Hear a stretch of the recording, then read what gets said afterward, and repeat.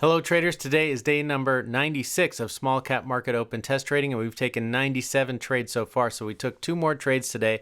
We only have 3 more to go before we wrap this up. Even in the worst case scenario, the results of this strategy will be profitable. If we lose the rest of the trades, every single trade from here on out, I think we will be still up 12 times our risk at the end of this thing. So anyway, we'll know soon enough.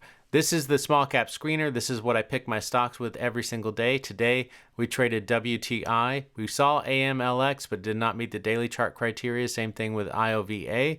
So let's go to the video and I'll show you the trade and show you what happened. WTI was a very strange kind of looking price action, but again, all that matters is that we stick to our trading plan.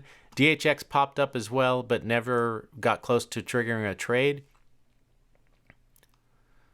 So here's WTI, and this first yellow line, that's the previous session high. There's our first high of day after breaking that level, and then the second high of day. So the trading plan says basically that I need to take the first 1 minute candle that makes a new high after pullback from that second high of day, and that's what I do. This is the 1 minute candle.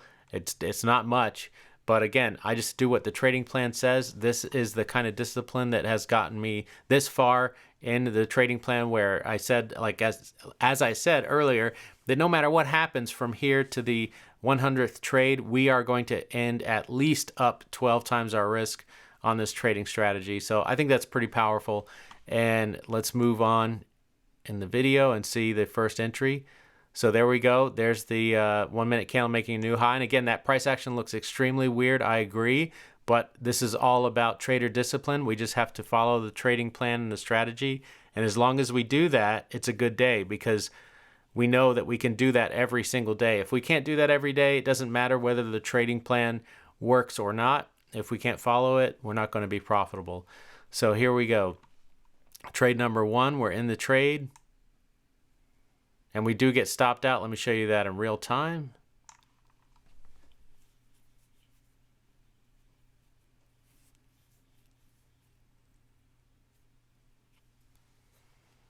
There you go. And of course, I'm sure you're saying, well, that stop loss was too tight. But again, the trading plan tells me where to place it. I place it where it goes, and that's it. It's not going to work every single time. We know that our first entry fails 75% of the time, so we expect to get stopped out there. And that sounds really weird that, well, if it only works 25% of the time, why do it? We've talked about that as well. But 25% is the threshold for break even with the 3-hour profit target, which is what we're going to be doing with full position size.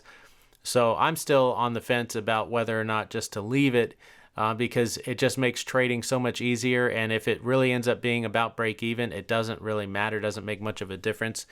Of course, it does give you an extra chance down the road to take another trade if you're taking 3 trades, but again, it just kind of muddies the waters, it complicates things, and that's not what we've been doing so far. So we would be in uncharted territory in that sense.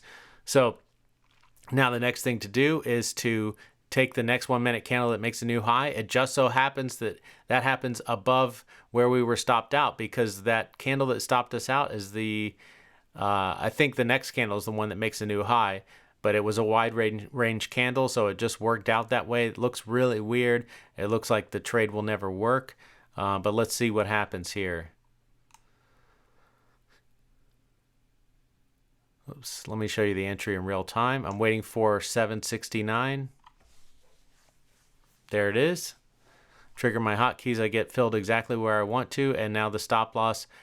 First, I put it below this candle, and then later I decide that this is a consolidation area, and my trading plan says that if you entered after a consolidation area, that the stop loss goes below the consolidation area. Now, sometimes the consolidation areas are a little bit more cut and dry than this. Again, this is weird price action, and occasionally things are going to happen like this where they're not very well defined, and you do have to make a judgment call. But again, it should all be based on your trading plan first, and then your experience second. And then once you've made that decision, you lock it in, you stick to it. Otherwise, you could break your plan very easily. So that's what we did here. We put the stop loss at the low of this consolidation area, and our profit target is at 2 times our risk, which is what we are doing during the testing, and we're tracking if the trade hits 3R. So that's where we are right now, and now we just let the trade play out.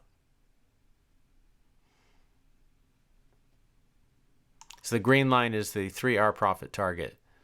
So again, you see lots of choppiness. You might be, judging this trade while you're in it. I don't know if this is going to work, but you can see that eventually our 2R profit target does get hit.